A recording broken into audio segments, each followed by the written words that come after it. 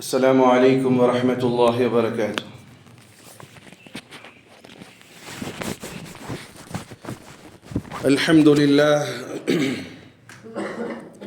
الحمد لله أستعينه وأستغفره ونعوذ بالله من شرور أنفسنا ومن سيئات أعمالنا. من يهده الله فلا مضل له ومن يضلله فلا هادي له. وأشهد أن لا إله إلا الله وحده لا شريك له. وأشهد أن سيدنا ونبينا ومولانا محمدا عبد الله ورسوله صلى الله عليه وعلى آله وصحبه وسلم تسليما كثيرا كثيرا. أما بعد، فقد قال حق سبحانه وتعالى في القرآن العظيم الفرقان المجيد: فأعوذ بالله من الشيطان الرجيم بفضل بسم الله الرحمن الرحيم: ومن أظلم ممن منع مساجد الله أن يذكر فيها اسمه وسعى في خرابها أولئك ما كان لهم أن يدخلوها إلا خائفين لهم في الدنيا خزي ولهم في الآخرة عذاب عظيم. عن أبي دردة رضي الله تعالى عنه قال: سمعت رسول الله صلى الله عليه وسلم يقول: المسجد بيت كل تقي، أو كما قال عليه الصلاة والسلام. اللهم رب اشرح لي صدري ويسر لي أمري واحلل عقدة من لساني يفقه قولي. ربي زدني علما وارزقني فهما. ربي يسر ولا تعسر وتمم لنا بالخير. புகழும் புகழ்ச்சியும்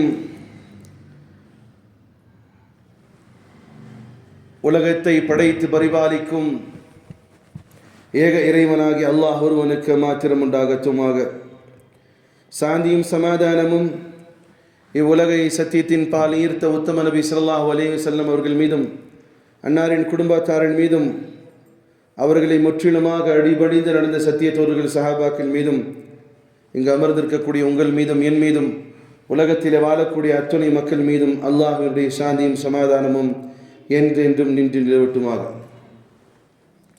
பிரியமான சகோதரர்களே, அல்லாஹ் ரப்புல் இஸ்ஸத் தனது திருமறையிலே கூறுகிறான்: வஅன்னல் மஸாஜித லில்லாஹ், மஸ்ஜிதுகள் அல்லாஹ்வுக்குரியது, மஸ்ஜிதுகள் அல்லாஹ்வுக்கு சொந்தமானது, மஸ்ஜிதுகள் அல்லாஹ்வுக்கு மட்டுமே சொந்தமானது, மஸ்ஜிதுகள் அல்லாஹ்வுக்கு மட்டுமே சொந்தமானது. காரணம், மஸ்ஜிதுகள் எல்லோரும் நபி ஸல்லல்லாஹு அலைஹி வஸல்லம் அவர்கள் சொல்வார்கள், உலகத்தில் இருக்கக்கூடிய அத்துணை மஸ்ஜிதுகளும் பைத்துல்லாஹ் என்று சொல்லக்கூடிய காபாவினுடைய மஹல்கள் என்று சொல்வார்கள். உலகத்தில் எங்கெங்கெல்லாம் மஸ்ஜிதுகள் இருக்கோ அதெல்லாம் யாருடைய மஹல்கள்? புரியுதா இல்லையா சார்? காபா தெரியுமா?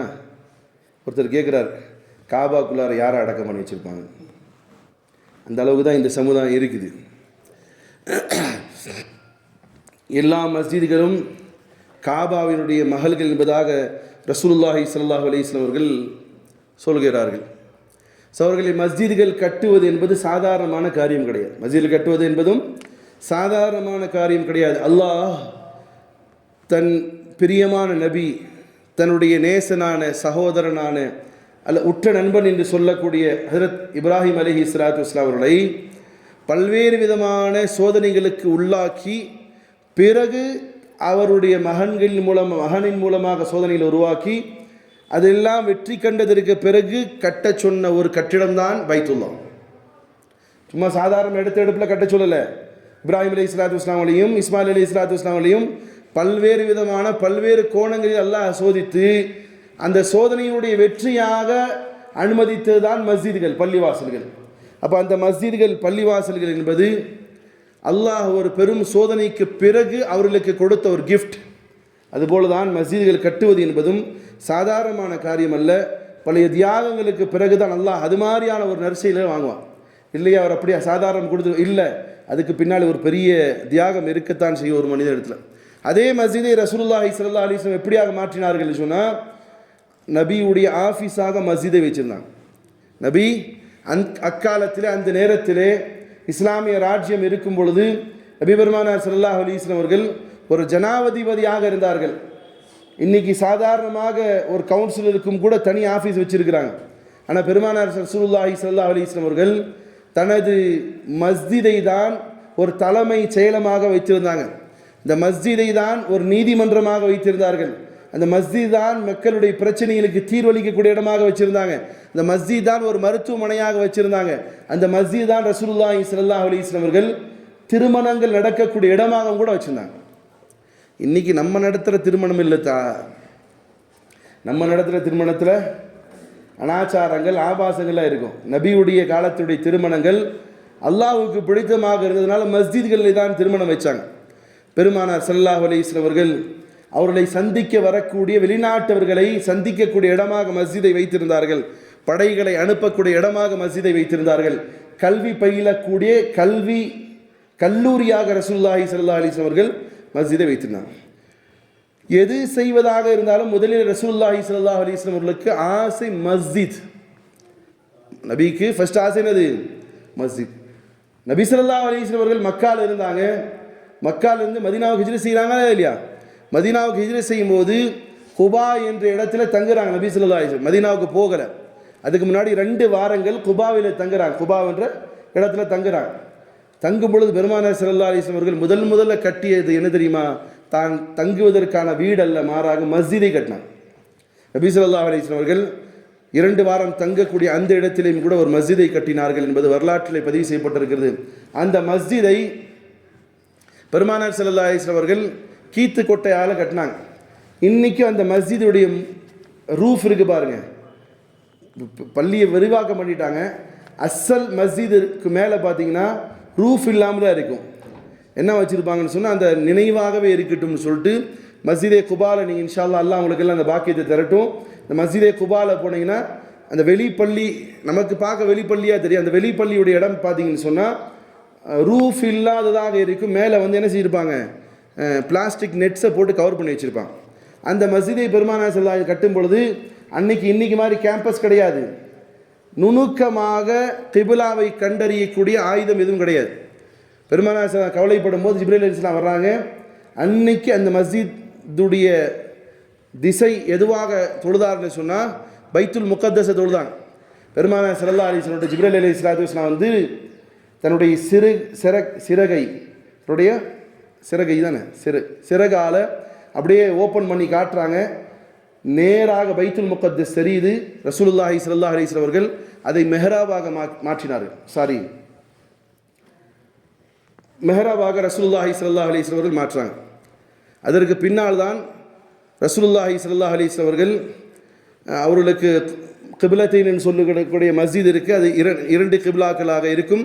அது ரசூலுல்லாஹி ஸல்லல்லாஹு அலைஹி வஸல்லம் பைத்துல் முகத்தஸின் பக்கமாக திரும்பி தொழுத அந்த நிலையை மாற்றி பைத்துல்லாவின் பக்கமாக அல்லாஹ் கிபிலாவை ஆக்கினான். அப்போது மஸ்ஜித் என்பது ரசூலுல்லாஹி ஸல்லல்லாஹு அலைஹி வஸல்லம் அவர்களுக்கு பிடித்தமான இடம்.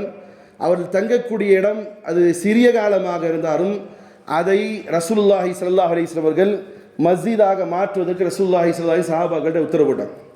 அதற்கு பிறகு எடுத்துக்கொள்ளலாம். மஸ்ஜித் சாதாரணமான விஷயம் இல்லை. நம்முடைய பார்வையில் ஒரு 4 செவரு போட்ட ஒரு கட்டிடங்கிற மாதிரி தான் நம்ம நினைக்கிறோம். ஆனால் மஸ்ஜித் என்பது அதற்காக எடுத்து வைக்கக்கூடிய அடிக்கு யார் யாரெல்லாம் உதவி வருவார்கள் என்பது வரலாற்றின் மூலமாக நீங்கள் தெரிந்து கொள்ளுங்கள். ரசூலுல்லாஹி ஸல்லல்லாஹு அலைஹி வஸல்லம் அவர்கள் அதற்கு பின்னால் நபி மறைவுக்கு பின்னால் ஹஜ்ரத் உக்பா பின் ஆமிர் ரலியல்லாஹு தஆலா சொல்லக்கூடிய சஹாபி உக்பா பின் ஆமிர் ரலியல்லாஹு தஆலா அவர்களும் அவர்களோடு ஒரு 19 சஹாபாக்களும் பயணத்திலே மேற்கொள்கிறார்கள் இஸ்லாத்தை அழைப்பரச்சாரம் செய்வதற்கு. அப்படி போகும் பொழுது கைரான்னு சொல்லக்கூடிய கைரவான்னு சொல்லுவாங்க அந்த இடத்துக்கு பேர். அந்த இடத்தை தங்குறாங்க. அப்படி தங்கும் பொழுது பெருமானார் ஸல்லல்லாஹு அலைஹி வஸல்லம் அவர்கள் ஈமான் கொண்ட சஹாபாக்கள் எப்படி அலௌன்ஸ்மெண்ட் பண்ணுறாங்கன்னா, ஓ காட்டிலே இருக்கக்கூடிய ஜந்துக்களே, விஷ கிருமிகளே, நீங்கள் எல்லாம் கொஞ்சம் காலம் தவிர்ந்து போய்விடுங்கள். நாங்கள் இங்கு 3 நாள் தங்க போகிறோம். எத்தனை நாள் தங்க போகிறாங்க? 3 நாள் தங்க போகிறோம். ஆகையால் நீங்கள் எங்களுக்கு முன்னால் வந்தால் உங்களை கொண்டு விடுவோம். நாங்கள் நபியுடைய சமூகத்தை சார்ந்தவர்கள்.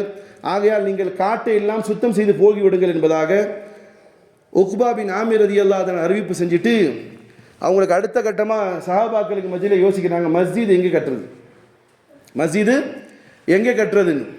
அப்போது மஸ்ஜிது கட்டணுங்கிற எண்ணம் வந்து உடனே சஹாபாக்கள் கட்டுறதுக்கு ரெடி ஆகிறாங்க. மஸ்ஜிதுக்கு அடிப்படை என்னது? மஸ்ஜிதுக்கு அடிப்படை என்னதா? கிபிலா வேணுமா இல்லையா? எங்கிட்ட நின்று தொழுகிறதுன்னு கிபிலா தெரியல. ரொம்ப கவலையோடு உக்பா பின் ஆமிர் ரலியல்லாஹு அன்ஹு தூங்குறாங்க. தூங்கும் பொழுது நபி ஸல்லல்லாஹு அலைஹி வஸல்லம் கனவுல வராங்க. உக்பா பின் ஆமிரே, ரொம்ப கவலையாக இருக்கிறீங்களே, என்ன விஷயம்? நபி ஸல்லல்லாஹு அலைஹி வஸல்லம் உக்பா பின் ஆமிர் ரலியல்லாஹு அன்ஹு சொல்கிறாங்க, யா ரசூலல்லாஹ், இங்கு நாங்கள் தங்குகிறோம், மஸ்ஜித் கட்டுவதாக தீர்மானித்து விட்டோம். அப்படி கட்டுவதாக தீர்மானித்து எங்களுக்கு கிபிலா எங்கே இருக்கிறது என்று தெரியாது. இன்றைக்கி தான் நான் கேம்பஸ் வச்சு பார்த்துட்டு இருக்கோம். அப்படி கேம்பஸ் இல்லை, எங்கிட்ட கிபிலா இருக்குன்னு தெரியாது யா ரசூலல்லாஹ். உக்பா பின் ஆமிர் ரலியல்லாஹு அன்ஹு ரசூலுல்லாஹி ஸல்லல்லாஹு அலைஹி சொல்கிறாங்க, கவலைப்பட வேண்டாம், இதோ நான் உங்களுக்கான கிபிலாவை காட்டுகிறேன் என்பதாக ரசூலுல்லாஹி ஸல்லல்லாஹு அலைஹி வஸல்லம் கனவிலேயே ஒரு அசாவை எடுத்துக்கொண்டு குச்சி எடுத்து வந்து ஒரு இடத்துல அப்படி மார்க் பண்ணுறாங்க. மார்க் பண்ணிவிட்டு முன்னாடி ஒரு இடத்த அப்படி இதை மாதிரி மார்க் பண்ணுறாங்க, ஒரு ரவுண்டாக மார்க் பண்ணுறாங்க. அடுத்து என்ன செய்கிறாங்க? என்ன வேணும் தொழுகைக்கு? முக்கியமாக மெஹரா வேணும் இல்லையா? மெஹராவுடைய இடத்தை மார்க் பண்ணி சொல்கிறாங்க, இதுதான் உங்களுடைய கிபிலா. காலையில் எழுந்திரிச்சு பார்க்குறாங்க உக்பா பின் ஆமிர் ரலியல்லாஹு அன்ஹு அவர்கள் எந்த இடத்துல நபி ஸல்லல்லாஹு அலைஹி வஸல்லம் அவர்கள் கோடிட்டு காட்டினார்களோ அங்கு குழி தோண்டப்பட்டிருக்கு. எங்கே கோடிட்டு காட்டினாங்களோ அங்கே குழி தோண்டப்பட்டிருக்கு. அதை வைத்து அங்கு மஸ்ஜிது கட்டப்பட்டது. வரலாற்றிலே மஸ்ஜிதுல் ஹராம், அதற்கு பிறகு மஸ்ஜிதுல் நபவி, அதுக்கு பிறகு குபா, அதற்கு பிறகு பழமையான மஸ்ஜித் இன்றைக்கும் இருக்குது. மஸ்ஜிதே உக்பா பின் ஆமிர் ரலியல்லாஹு அன்ஹு பேர்லேயே அந்த மஸ்ஜித் இருக்குது, கயர்வானிலே என்பதை நீங்கள்லாம் இன்ஷா அல்லாஹ் அல்லாஹ் நாடுனா போய் பார்த்துட்டு வரலாம். அப்போ இந்த மஸ்ஜித் அது கட்ட முடிவு பண்ணும்போது யாரும் கூட வருவா கனவுல? யார் தான் வருவா? ரசூலுல்லாஹி ஸல்லல்லாஹு அலைஹி வஸல்லம் கூட வந்து என்ன செய்வாங்க? அதற்கு வழி என்ன என்பதை சொல்லுவாங்க. அவ்வளோ பெரிய ஒரு காரியம்தான் மஸ்ஜித் என்பது. அந்த மஸ்ஜித் யாருக்கு சொந்தம்? அல்லாஹ் சொல்கிறான், வஅன்னல் மஸாஜித லில்லாஹ். மஸ்ஜிதுகள் யாருக்கு சொந்தமானது? அல்லாஹுக்கு மட்டுமே சொந்தமானது. நீங்கள் கட்டி வச்சிட்டீங்க அப்படின்னு சொன்னால் அது உங்களுக்கு சொந்தம் கிடையாது. என்னைக்கு இந்த மஸ்ஜித் நீங்கள் கட்டிடுறீங்களோ அடுத்த வினாடி அது யாருடைய மாறிடுது? அல்லாஹுடைய மாறி. அதுக்கு உங்களுக்கு புரிகிறதுக்கு ஒரு வரலாற்று சிறப்புமிக்க ஒரு வரலாற்றை சொல்கிறேன். ஹாரூன் ரஷீத் பாதுஷா, அப்பாசியாவுடைய ஹிலாஃபத்துடைய காலகட்டம். ஹாரூன் ரஷீத் பாதுஷாவுக்கும் மனைவிக்கும் ஏற்பட்ட ஒரு சின்ன தகராறு. அதில் ஹாரூன் ரஷீத் பாதுஷா என்ன சொல்லிட்டாருன்னு சொன்னால், இன்றைய இரவு நீ என்னுடைய அரசாட்சிக்கு உட்பட்ட நாட்டிலே தங்குனா உன் மீது 3 தலாக். என் அரசாட்சிக்கு உட்பட்ட இடத்துல நீ தங்கிட்டேன்னு சொன்னால் என்ன ஆகுது? 1 தலாக் சொன்னால் கூட பரவாயில்ல. அவர் என்ன சொல்லிட்டாரு? அன்னைக்கு முத்தலாக் சட்டம் இல்லை போடுறது. முத்தலாக் சட்டங்கிறது இஸ்லாமே வெறுக்கக்கூடியதான் தான். முத்தலாக் என்பது இஸ்லாமை வெறுக்கடிக்கக்கூடியதான். சில பேர் கல்வி அறிவு இல்லாதவங்க சில நேரங்களில் சில செயல்கள் செய்வது அது விமர்சனத்துக்காகுது, அல்லது அந்த நிர்வாகிகள் தான் அதற்கு பொறுப்பு. நிற்பாட்டிட்டு சொல்கிறான் தலாக் தலாக் தலாக் சொல்கிறான். இதெல்லாம் இஸ்லாம் அப்படி வகை வைக்கல. அதனால் கோவத்தில் என்ன செஞ்சிட்டாரு ஹாரூன் ரஷீத் பாதுஷா தன்னுடைய மனைவியை, என்னுடைய ராஜ்யத்திற்குள்ளால் இன்றைய இரவு நீ தங்கினால் உனக்கு தலாக் சொல்லிட்டு ஏதோ கோவத்தில் சொல்லிட்டாரு. அப்புறம் தான் யோசிக்கிறார், அடடா சொன்னது தவறாச்சு. ஹாரூன் ரஷீத் பாதுஷாவுடைய மனைவி ரொம்ப நல்ல ஒரு பெண்மணி. அவங்க டேமெல்லாம் கட்டி கொடுத்துருக்காங்க ஹாஜிகளுக்கு. இப்போ ஹாரூன் ரஷீத் பாதுஷாவுடைய மனைவி சொன்னதுமே இப்போ ஒரு கவலை வந்துருச்சு, என்ன செய்யலாம்? இதற்கு என்ன மாற்று வழி? சட்டத்தில் ஓட்டை இருக்கா? ஒரு மனுஷன் ஒன்று அந்த அம்மா என்ன செய்யணும்? நாடு கடத்தப்படணும். அன்றைக்கி வேகமாக ஓடக்கூடியது எது? குதிரை விட்டா. ஹாரூன் ரஷீதுடைய பாதுஷாவுடைய ஆட்சி பரப்பு எவ்வளோ தூரம் இருந்துச்சுன்னு சொன்னால் நம்முடைய அண்டை நாடு ஃபைசலாபாத் வரைக்கும் இருந்துச்சு. அப்படி அந்த அம்மாவை தப்பிச்சு கொண்டு வரணும்னா ஃப்ளைட்டு வேணும்.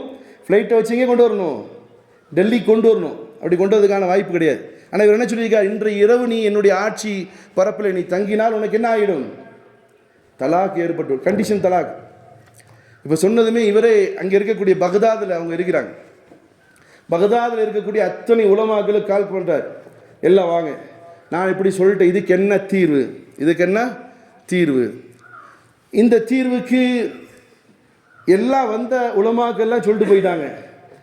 நைட் ஆச்சுன்னா உங்கள் மனைவிக்கு என்ன ஏற்பட்டுரும்? கண்டிஷன் போட்டிருக்கா இல்லையா? நைட்டு வந்துச்சுன்னா தங்கிட்டேன்னா தலாக். இப்போ நைட்டு தலாக்கு தான் அப்படின்னு சொல்லிட்டு போயிட்டாங்க. இப்போ இதற்கு என்ன செய்யணுங்கிறத யோசிக்கிறார். அப்போ ஒரு சில நபர்கள் சொல்கிறாங்க, அபூ ஹனீஃபா, இமாம் அபூ ஹனீஃபா இருக்காங்க இல்லையா, இமாம் அபூ ஹனீஃபாவுடைய மாணவர் ஒருத்தர் இருக்கிறார், அவருடைய பேர் யாக்கூப்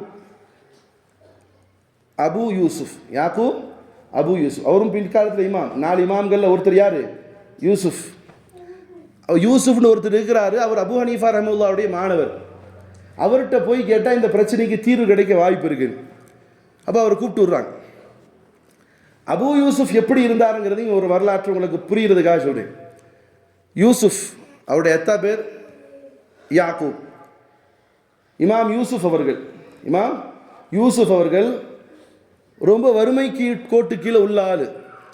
அந்த இமாம் யூசுஃப் இருக்கிறாரே, அவங்க அத்தா வந்து சலவை தொழிலாளி.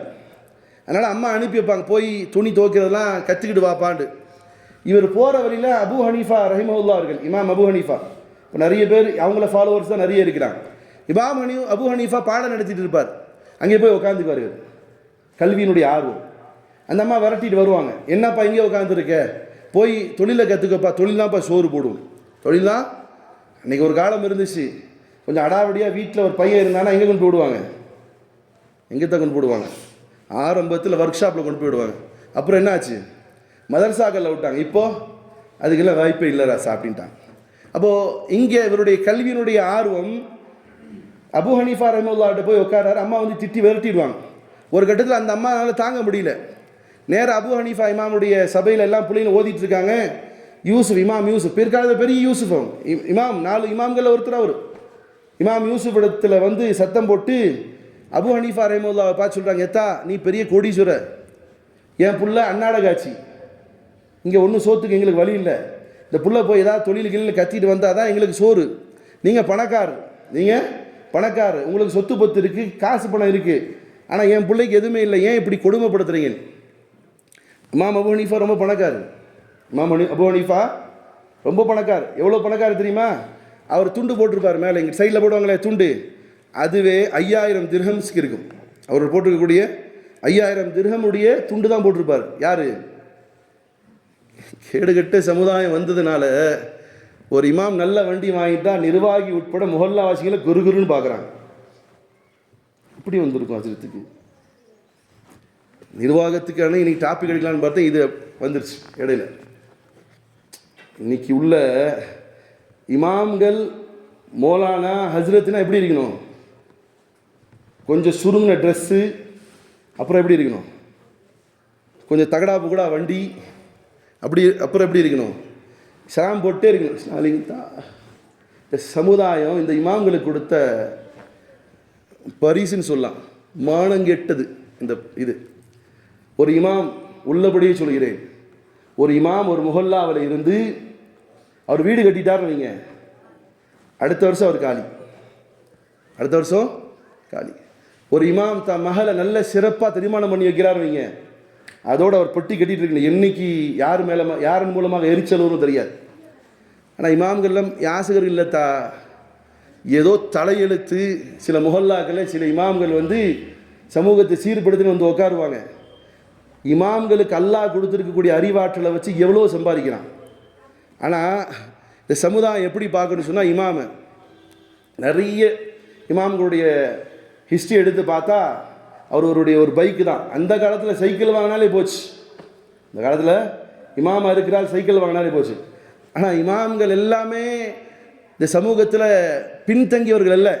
அபு ஹனீஃபா ரஹிமஹுல்லா இமாமு அவர் போட்டிருக்கக்கூடிய துண்டு, என்ன துண்டு போட்டிருந்தார்? நம்முடைய ஊர் காசுக்கு 2 லட்ச ரூபா துண்டு மட்டும் போட்டிருந்தார்.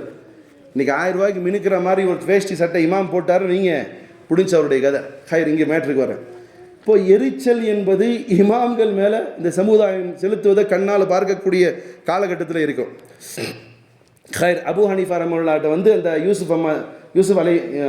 இமாம் யூசுஃபுடைய தாயார் சொல்கிறாங்க. அப்போ இமாம் அபு ஹனீஃபா சொல்கிறார், என்னம்மா நீ இப்படி சொல்கிற? உன் மகனை நான் பெரிய அரச சபைகளிலே, அன்னைக்கு வந்து பிஸ்தா தேல்லாம் ரொம்ப ஃபேமஸான தேல் எண்ணெய். இன்றைக்கி எப்படி? இன்றைக்கி எண்ணெயே கிடையாது. இன்றைக்கி எண்ணெயாக இருக்குது, என்னமோ ஒரு எண்ணெய்ங்கிற பேரால் ஒரு கழிவை தின்னுட்டு இருக்கோம். இன்றைக்கி ஏதாவது ஒரு நிறுவனம் சத்தியமாக இது என்னன்னு சொல்லக்கூடிய ஒருத்தன் இருக்கானா? கிடையாது. இன்றைக்கி எண்ணெய்ங்கிற பேரில் விஷத்தை தான் பயன்படுத்துகிறோம். அன்னைக்கு அந்த காலத்தில் பிஸ்தாங்கிற எண்ணெய் ரொம்ப அபூர்வமானது, ஃபேமஸானது, உண்மையான எண்ணெய். இந்த எண்ணெய்கள்லேயே ரொம்ப காஸ்ட்லியான எண்ணெய். அந்த பிஸ்தாவுடைய எண்ணெய்களிலே தயாரிக்கப்பட்ட ஃபாலுதாக்களை அரசு சபைகளில் உட்கார்ந்து சாப்பிடுவதை நான் பார்க்கிறேன் அப்படிங்கிறார். சொன்னதுமே இந்த அம்மாவுக்கு இன்னும் கொஞ்சம் கோவம் வந்துருச்சு. சோத்துக்கே வழி இல்லை என் பிள்ளைக்கு, என் வீட்டுக்கு. அப்போ சொல்லுது, இந்த கிழவனுக்கு ஏதாவது மண்டை மூளை குழம்பி போயிடுச்சான்னு கேட்குது. சோத்துக்கு வழி இல்லாமல் தானே துணி துவைக்கையும் கூட கற்றுக்க போகிற தான் மகனை அனுப்புகிறாங்க. இவர் என்ன சொல்கிறாரு, பிற்காலத்தில் உன் மகனை நான் என்ன செய்கிறேன், ஒரு அரச சபைகளில் ஃபுட்டு சாப்பிடுவாருங்கிற மாதிரி நான் கனவு பார்த்துட்டு இருக்கேன். தம்மா சொல்கிறாங்க, பைத்தியம் பிடிச்சிருச்சு பொழுது, வயசாகிடுச்சுல ரொம்ப அப்படிங்கிறாங்க. அல்லாஹ் ஒரு காலத்தில் எப்படி கொண்டு வரான்னு சொன்னால், இந்த பின்னாடி வரேன், ஹாரூன் ரஷீத் பாஷா என்ன சொன்னாங்க அவங்க ஒய்ஃபை பார்த்து, என்னத்தை சொன்னாங்க, இன்றைய இரவுக்குள்ளார ஏன் ராஜ்யத்திற்குள் இருந்தேன்னு சொன்னால் என்ன ஆகிடும், உனக்கு தலாக் ஆகிடும். இப்போ அங்கே இங்கே சுற்றி அபு ஹனீஃபா ரஹிமத்துல்லாஹுடைய காலத்துக்கு பின்னால் இப்போ கேட்குறான், யார்கிட்ட இதை தீர்வு காக்கலான்னு. இப்போ நேராக போயிட்டு, இன்றைக்கும் சில பேர் இருக்கலாம், சட்டத்தை மாற்றுறதுக்கு கொஞ்சம் காசுக்கு இப்படி காட்டினா அதுவும் கூடும் இதுவும் கூடும் சொல்லக்கூடிய இமாம்கள் இருக்கத்தான் செய்கிறாங்க. அப்போ அவர் அபு ஹனீஃபா ரஹிமத்துல்லாஹுடைய மாணவர்த்தர் இருக்கார், யூசுப் அவரோட போய் கேட்கலாம். நேராக போனாங்க, சபை அரசு சபையோட ஹாரூன் ரஷீத் பாஷாவோட போகிறாங்க. இந்த மாதிரி நான் சொல்லிட்டேன், இதுக்கு என்னத்தா தீர்வுண்டு. அப்படியா, என்ன சொன்னீங்க, இரவில் என் ஆட்சிக்குள்ளார தங்கிட்டீங்கன்னா என்னது தலாக் ஆகிடும் அப்படின்னு சொன்னேன். அப்படியா, ஒன்றும் பிரச்சனை இல்லை, இந்த அம்மாவை கொண்டு போய் நைட்டில் பள்ளி வாசலில் தங்க வச்சுருங்க. இந்த அம்மாவை கொண்டு போய் இங்கே தங்க வச்சுருங்க. இங்கே சார் மஸ்ஜிதில் தங்க வச்சுருக்கேங்கிறாங்க. இவங்களுக்கு புரியல. அங்கே இருக்கக்கூடிய சில இமாம்கள்லாம் சேர்ந்துருக்கேன், அவர் தான் நைட்டு தங்கினா தலாக் ஆகிடும்னு சொல்லியிருக்காரு, நீங்கள் என்னங்க சொல்கிறீங்க. இல்லை நீங்கள் கொண்டு போய் தங்க வைங்க. எப்படியா தங்க வைப்ப சொன்னாங்க. உடனே அந்த வசனத்தை ஓதி காட்டாங்க, வஅன்னல் மஸாஜித லில்லாஹ், வஅன்னல் மஸாஜித லில்லாஹ். மஸ்ஜிதுகள் யாருக்கு சொந்தமானது, யாருக்கு சொந்தமானதா, அல்லாஹுக்கு சொந்தமானது. அப்போ இது ஹாரூன் ரஷீத் பாதுஷாவுடைய ஆட்சி அதிகாரம் என்ன செய்யாதீங்க, செல்லாது. யாருடைய ஆட்சி தான் செல்லும், அல்லாஹுடைய ஆட்சி தான் செல்லும். அதனால நீங்கள் மஸ்ஜிதில் கொண்டு போய் நைட்டு தங்க வைங்க, காலையில் என்ன ஆகிடலாம், அந்த அம்மா உங்களுக்கு சொந்தமாயிடும். இப்போ மஸ்ஜிதுகள் என்பது யாருக்குரியது, வஅன்னல் மஸாஜித லில்லாஹ், மஸ்ஜிதுகள் அல்லாஹுக்குரியது.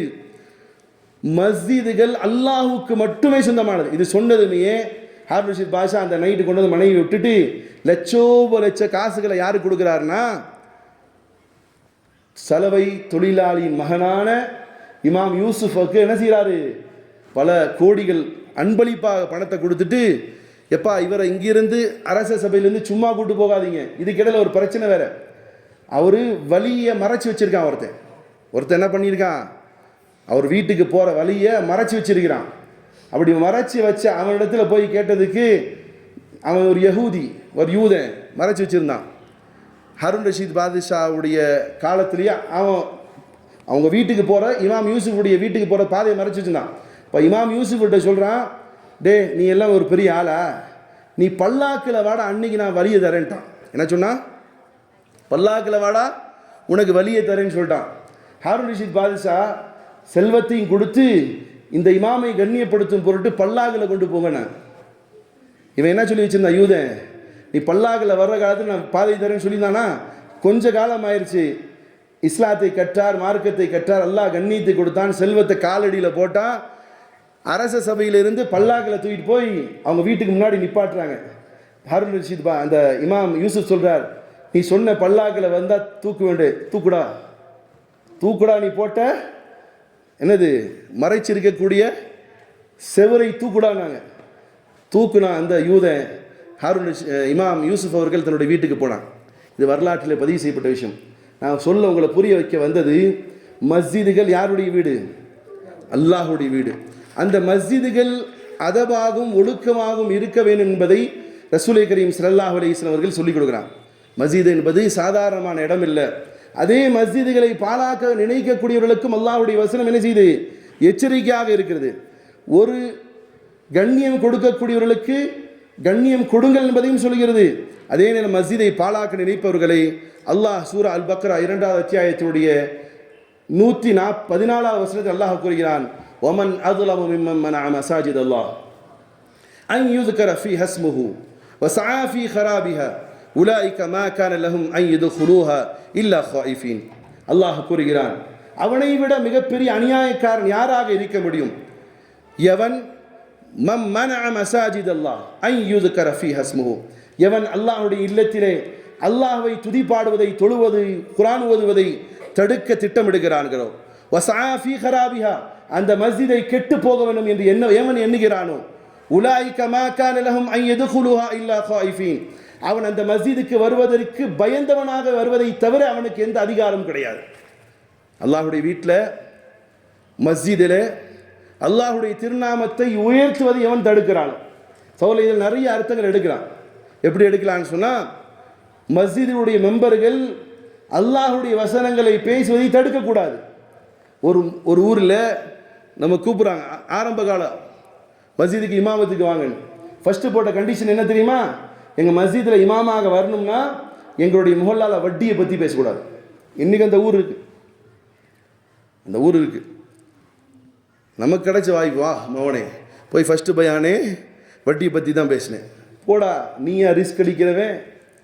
அப்போ அல்லாஹ்வுடைய வசனங்களை பேசுவதை தடுக்கக்கூடிய ஷைத்தான்கள் நிர்வாகிகளாக இருப்பதற்கு அருகது கிடையாது. அப்போ இங்கே என்ன, வட்டி என்பது தாயோடு உடலுறவு கொள்வதை விட கேவலமான ஒரு தொழில். ஆனால் அதை பேசக்கூடாதுங்கிறது யார் சொல்கிறா? ஒரு மஸ்ஜிதுடைய நிர்வாகி கண்டிஷன் போட்டு இமாமை ஏற்றுறார். அது எப்படி சாத்தியப்படும்? அப்போ அல்லாஹ்வுடைய வசனங்களை, அல்லாஹ்வுடைய தூதருடைய பொன்மொழிகளை பேசுவதை தடுக்கக்கூடியவனை காட்டிலும் அநியாயக்காரன் யாராக இருக்க முடியும்? இது ஒரு உதாரணத்துக்கு சொன்னேன், இன்னும் நிறைய பேர் இருக்கிறான், உதாரணத்துக்கு சொல்கிறேன். அப்போ அல்லாஹ்வுடைய வசனங்களையும் அல்லாஹ்வுடைய ஜிக்கரையும் மேன்மைப்படுத்துவதை தடுக்கக்கூடியவன் குழப்பவாதியாக இருக்கக்கூடியவனை தவிர அவனை மிகப்பெரிய அநியாயக்காரன் யாராக இருக்க முடியும்? உலாயிக மா கான லஹும் அன் யதுகுலுஹா இல்லா காயிஃபீன் அவன் உள்ளே மஸ்ஜிதுக்கு வர வேண்டும் என்று சொன்னால் பயந்தவனாக மட்டுமே வர வேண்டும். லஹும் ஃபித் துன்யா ஹிஸ்யுன் அவனுக்கு இந்த உலகத்திலேயும் மிக மோசமான இழிவு இருக்கிறது. வலஹும் ஃபில் ஆখিরাতি அஸாபுன் அதீம் நிச்சயமாக மறுமை தினத்திலே அவனுக்கு கடினமான வேதனை இருக்குது என்று அல்லாஹ் சொல்றான். அதே நேரம் மஸ்ஜிதுக்கு வரக்கூடியவர்களுக்கு அல்லாஹ்வுடைய தூதர் ஸல்லல்லாஹு அலைஹி வஸல்லம் அவர்கள் சில ஒழுக்கங்களையும் கற்றுக் கொடுக்கிறார். மஸ்ஜித் யாருடைய பர்சனல் இடம் கிடையாது. அந்த இடம் என்பது அல்லாஹ்வுக்குரியது. இந்த முஸல்லா இது நிறைந்து இருக்கக்கூடியது யார் உட்கார்ந்துருப்பாங்க தெரியுமா? மலக்குமார்கள் உட்கார்ந்துருப்பாங்க. இந்த மஸ்ஜித் இது வெறுமனே உங்களுடைய கட்டிடங்களாக இருக்கலாம். மறுமை தினம் வரும் இல்லையா? உலகம் அழியும் இல்லை சார், கட்டிடங்களாக இடியும் இல்லையா? மஸ்ஜிதுகள் மாத்திரம் இடியாது, அதை அல்லாஹ் உயர்த்தி விடுவான். உலகத்தில் எத்தனை மஸ்ஜிதுகள் இருக்கோ அத்தனை மஸ்ஜிதுகளையும் அல்லாஹ் என்ன செய்வான்? உயர்த்தி விடுவான். ஆக இது உயர்த்தப்பட வேண்டிய ஒரு இடங்கள். இங்கு சப்தமிட்டு பேசுவதற்கும் கூட அருகதை கிடையாது.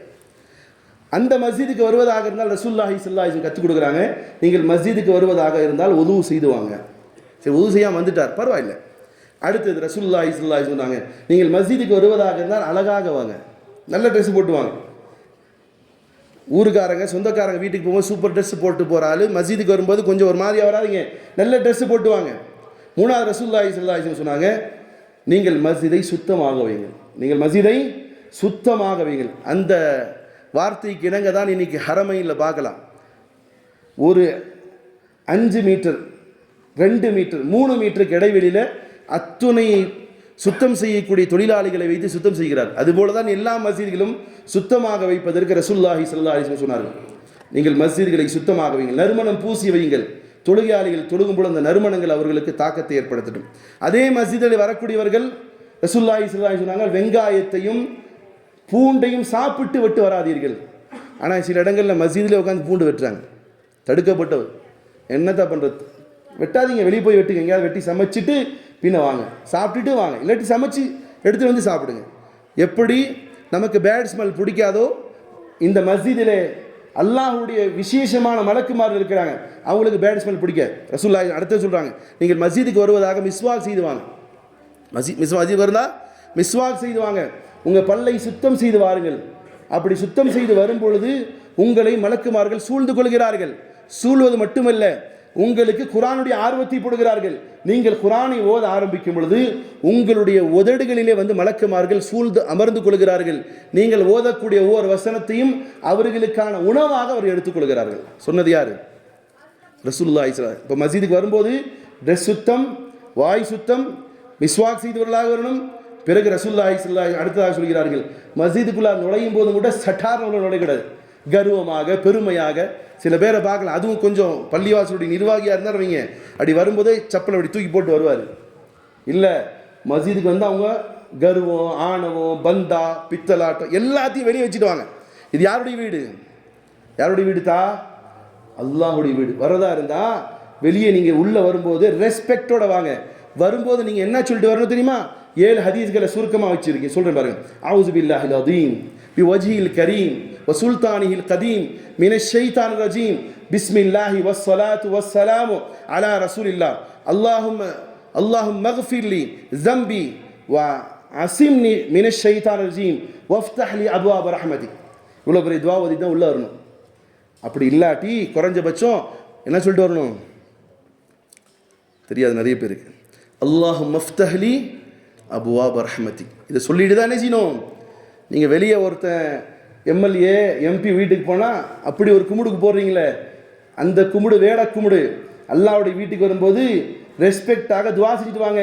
அதனால உங்களுக்கு தான் நல்லது. என்ன வார்த்தை? அல்லாஹும்ம ஃப்தஹ் லி, அல்லாஹ் அப்வாப ரஹ்மதிக், எனக்கு உன்னுடைய ரஹமத்துடைய வாசலை திறந்து விடுண்டு. அதுலேயும் நமக்கு தான் சொல்லலாம். இப்படி துவா செய்தவர்களாக வாருங்கள். வந்த உடனேயே தொழுங்க. வந்த உடனேயே காணிக்கையாக 2 ரக்காத் தொழுங்க. நபி ஸல்லல்லாஹு அலைஹி வஸல்லம் கற்றுக் கொடுக்குறாங்க. நிறைய பேருக்கு இன்னைக்கும் புரியலை. ஜும்மா நாளில் யாராவது ஒரு ஆள் தொழுதுட்டார் வைங்க, அவர் எதிரியாகவே பார்ப்பாங்க. பார்க்குற ஆள் உண்டா இல்லையா? அது நம்மகிட்ட தான் வந்து சொல்லுவாங்க, ஜி நீங்கள் பயான் பண்ணிட்டு இருக்கீங்க, அவர் பாட்டு வந்து தொழுகிறார், ஜி சொல்லுங்கள். குத்பா ஓதிட்டு இருக்காங்க, வந்து தொழுகிறார். சட்டத்தில் இடம் இருக்குதான்? பெருமானார் ஸல்லல்லாஹு அலைஹி வஸல்லம் அவர்கள் ஜும்மாவுடைய குத்பா கொடுத்து கொண்டு இருக்கிறாங்க. அப்போது ஒரு சஹாபி உள்ளே வர்றார். நபி ஸல்லல்லாஹு குத்பால இருந்தே கேட்குறாங்க, அஸல்லைத ரக்அத்தை, நீங்கள் 2 ரக்காத் தொழுகலையா? பயான் நடக்குது, குத்பா நடக்குது. கேட்குறாங்க, அஸல்லைத ரக்அத்தை, 2 ரக்காத் நீங்கள் தொழுகலையா? நபி ஸல்லல்லாஹு அலைஹி வஸல்லம் இல்ல யா ரசூலல்லாஹ், நான் தொழுகலை யா ரசூல். ஃபர்கா ரக்அத்தை, உடனே 2 ரக்காத்து தொழுங்க. ஏன்னா இது யாருடைய வீடு? யாருடைய வீடு தான்? யார் தனி மனிதனுக்கு சொந்தம் இல்லை தான் இந்த வீடு. இந்த வீடு மட்டும் இல்லை, உலகத்தில் எங்கெல்லாம் மஸ்ஜிதில் இருக்கோ அல்லாஹ்வுடைய வீடு. அதனால் நீங்கள் மஸ்ஜிதுக்குள்ளே நுழைந்தீங்கன்னா மஸ்ஜிதுடைய காணிக்கை தஹியத்துல் மஸ்ஜித், மஸ்ஜிதுடைய காணிக்கையாக 2 ரக்காத் தொழுங்க. தொழுதற்கு பின்னால் அடுத்த அதை ரசூலுல்லாஹி ஸல்லல்லாஹு அலைஹி வஸல்லம் சொன்னாங்க, இந்த மஸ்ஜிதுகள் நபியுடைய வழிகாட்டுதல் படி மருத்துவமனைகளாக இருந்தது. அதே மாதிரி இந்த மஸ்ஜிதுகள் ஜட்ஜ்மெண்ட் சொல்லக்கூடிய இடங்களாக இருந்தது. இந்த மஸ்ஜிதுகள் நிச்சயமாக எந்த அளவுக்கு இருந்தது சொன்னால் சப்தம் இடாத இடமாக இருந்துச்சு. உமர் ரலியல்லாஹு அன்ஹு உட்காந்துருக்க மஸ்ஜித் நபவியில் இருவர் வந்து சப்தமாக பேசி கொண்டு இருக்கிறாங்க. உமர் ரலியல்லாஹு அன்ஹு சத்தம் போட்டு கூட ஏய் சத்தம் போடாதீங்கன்னு சொல்ல, ஒரு குச்சி எடுத்து அவங்க மேலே போட்டுறாங்க. டக்குன்னு 2 பேரும் பார்க்குறாங்க யார் போட்டதுன்னு. உமர் ரலியல்லாஹு அன்ஹு பக்கத்தில் கூப்பிட்டு சொல்கிறாங்க, எந்த ஊருக்காரங்க நீங்கன்னு? நாங்கள் தாயிஃப்லேருந்து வந்திருக்கோம். நாங்கள் நல்ல வேலை நீங்கள் தாயிஃப்லேருந்து வந்திருக்கீங்க. நீங்கள் ஒரு கால் மதீனா வாசியாக இருந்தீங்கன்னா உங்களை ரத்த கிளறி உடையவங்களாம் ஆக்கியிருப்பேன், வெளுத்து எடுத்திருப்பேன். காரணம் இது யாருடைய வீடு? இது மஸ்ஜித், அல்லாஹுடைய வீடு. சத்தமிட்டு பேசாதீர்கள் என்பதாக ரசூலுல்லாஹி ஸல்லல்லாஹு அலைஹி வஸல்லம் அவர்கள் மஸ்ஜிதுடைய ஒழுக்கங்களை சொன்னார்கள். அதுக்கு பிறகு இந்த மஸ்ஜிதுடைய கண்ணியத்தை இப்னு கையும் ரஹிமஹுல்லாஹ் அவர்கள் சொல்கிறார்கள், மஸ்ஜிதை உண்மை மனதாக கண்ணியப்படுத்துங்கள், மஸ்ஜிதுடைய சொந்தக்காரரையும் கண்ணியப்படுத்துங்கள், மஸ்ஜித் யாரிடமிருந்து வந்ததோ அவரையும் கண்ணியப்படுத்துங்கள். மஸ்ஜிதுடைய உடையவர்னா யாரு? அல்லாஹ், அவனையும் கண்ணியப்படுத்துங்கள், மஸ்ஜிதில் இருப்பவரையும் கண்ணியப்படுத்துங்கள். அவர் யாராக இருக்க முடியும்? மஸ்ஜிதுகள் மார்க்கத்தை சொல்லிக் கொடுக்கக்கூடிய இடங்களாக இருந்தது. இமாமும் அல்லாஹும் அல்லாஹுடைய ரசூல் மீது உண்மையாக ஈமான் கொண்டவராக வைக்கணும், அதுவும் உண்மை. அதே நேரம் இந்த இமாம்கள் இல்லாவிட்டால் மார்க்கம் பரவி இருக்காது. அதனால் இப்னு கையும் ரஹிமஹுல்லாஹ் சொல்கிறார்கள், மஸ்ஜித் உடையவனான அல்லாஹ்வையும் நீங்கள் கண்ணியப்படுத்துங்கள். மஸ்ஜிதில் இருக்க கண்ணியம்னா காசு பணம் கொடுக்கறதில்ல. கண்ணியம் என்பது ஷரியத்துக்கு உட்பட்ட சட்டத்திட்டங்களை சொல்லும் பொழுது செவிசாய்த்து கேள்த்து அதன் பிரகாரம் தன்னுடைய வாழ்க்கையை அமைத்துக்கொள் என்பதை இப்னு கையும் ரஹிமஹுல்லாஹ் சொன்னார். ஆக பிரியமான சகோதரர்களே, இந்த மஸ்ஜித் என்பது அல்லாஹுடைய வீடு. மஸ்ஜித் என்பது அல்லாஹுடைய வீடு, யாருக்கும் சொந்தம் இல்லை. ஒரு நிர்வாகிகள் புதுசாக வந்திருக்கிறாங்க அப்படின்னு சொன்னால் அந்த நிர்வாகி சொந்தம் இல்லை. இன்னைக்கு ஒவ்வொரு மஸ்ஜிதுகளிலும் பெரும்பாலான மஸ்ஜிதுகள் இந்த உம்மத்திற்கு ஏற்பட்ட சாபக்கேடு, அந்த மஸ்ஜிதுகள் தனது என்று நினைக்கிறாங்க, தன்னோடது, என்னோடது அப்படின்னு நினைக்கிறாங்க. அவர் ப்ராப்பர்ட்டி, மை ப்ராப்பர்ட்டிங்கிற மாதிரி நினைக்கிறாங்க. இல்லை, மஸ்ஜிதுகள் அல்லாஹுடைய வீடு. மஸ்ஜிதில் நடக்கக்கூடிய எந்த செயல்களாக இருந்தாலும் அதற்கு அவர்கள் அல்லாஹ்விடத்தில் பதில் சொல்லி ஆக வேண்டும். அல்லாஹ் ரப்புல் இஸ்ஸத் மஸ்ஜிதுகள் அல்லாஹ்வுடைய வீடுகள் என்று எண்ணி தன்னுடைய வாழ்க்கை நடத்தக்கூடிய மக்களாக